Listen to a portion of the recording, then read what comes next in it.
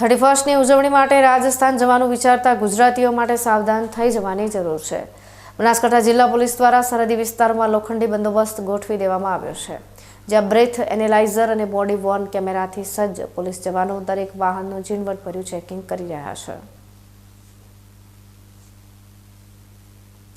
જિલ્લા પોલીસ વડા પ્રશાંત સુંબેના આદેશ અનુસાર અમીરગઢ, પાથાવાડા અને ખોડા સહિતની તમામ આંતરરાજ્ય ચેકપોસ્ટ પર સુરક્ષા વ્યવસ્થા અત્યંત સઘન બનાવી દેવામાં આવી છે।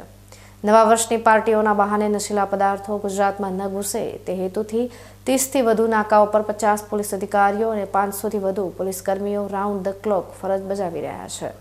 રાજસ્થાનથી આવતા દરેક વાહન ચાલકને બ્રેથ એનાલાઇઝર દ્વારા તપાસવામાં આવી રહ્યા છે, જેથી દારૂ પીધેલી હાલતમાં કોઈ રાજ્યમાં પ્રવેશ ન કરી શકે। આ અંગે બનાસકાંઠા એસપી પ્રશાંત સુંબેએ જણાવ્યું હતું કે 31ને લઈને જિલ્લાની તમામ સરહદો પર ચુસ્ત નાકાબંધી કરવામાં આવી છે, જેમાં 7 મુખ્ય ચેકપોસ્ટ અને અન્ય પોઈન્ટ્સ પર પોલીસ જવાનો તૈનાત છે। જે લોકો નશો કરીને વાહન ચલાવશે અથવા ગેરકાયદેસર પ્રવૃત્તિમાં સામેલ હશે તેમની સામે પ્રોહિબિશન એક્ટ હેઠળ કડક કાર્યવાહી કરવામાં આવશે। નમસ્કાર, હું પ્રશાંત સુંબે, પોલીસ અધિક્ષક બનાસકાંઠા। બનાસકાંઠા જિલ્લો ગુજરાત રાજસ્થાનના આંતરરાજ્ય સીમા ઉપરનો જિલ્લો છે।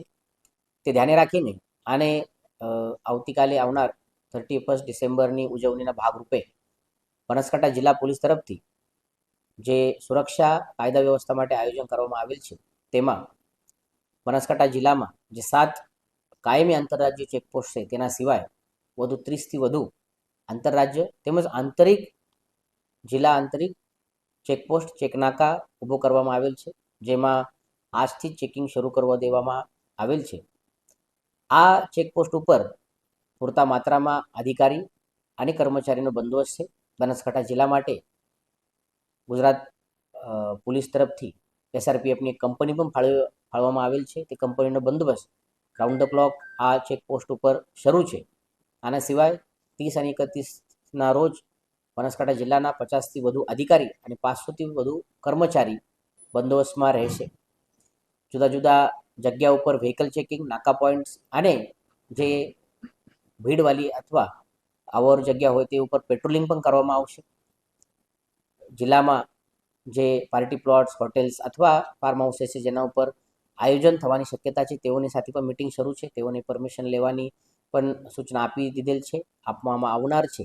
અને કોઈ પણ જગ્યા કોઈ પણ ગુનાહિત અથવા ગેરકાયદેસર પ્રવૃત્તિ ના હોય તે માટે બનાસકાંઠા પોલીસ તરફથી પૂરતો પ્રયત્ન કરવામાં આવી રહ્યા છે। આના સિવાય 2 દિવસ માટે વ્હીકલ ચેકિંગ, હોટેલ ચેકિંગ પણ કરવામાં આવશે, જેમાં પ્રતિક સોફ્ટવેર હોય અથવા બાકી બોડી ઓન કેમેરા હોય તે પ્રમાણે ટેકનોલોજીનો પણ ઉપયોગ કરવામાં આવશે। અને મને વિશ્વાસ છે કે બહુ શાંતિ અને સુવ્યવસ્થાના વાતાવરણમાં 31 ડિસેમ્બર આની નવા વર્ષની ઉજવણી પૂર્ણ થશે। આ બનાસકાંઠા પોલીસ દ્વારા કરવામાં આવેલી આ કડક કાર્યવાહીને પગલે અસામાજિક તત્વોમાં ફફડાટ વ્યાપી ગયો છે। અમીરગઢ જેવી અતિ સંવેદનશીલ ચેકપોસ્ટ પર 24 કલાક સઘન ચેકિંગ ચાલુ રાખીને પોલીસ તંત્ર ઝીરો ટોલરન્સની નીતિ સાથે કામ કરી રહ્યું છે। જો આપ પણ ઉજવણી માટે નીકળવાના હોવ તો કાયદાનું પાલન અનિવાર્ય છે, કારણ કે પોલીસની બાજ નજર દરેક ગતિવિધિ પર ગોઠવાયેલી છે।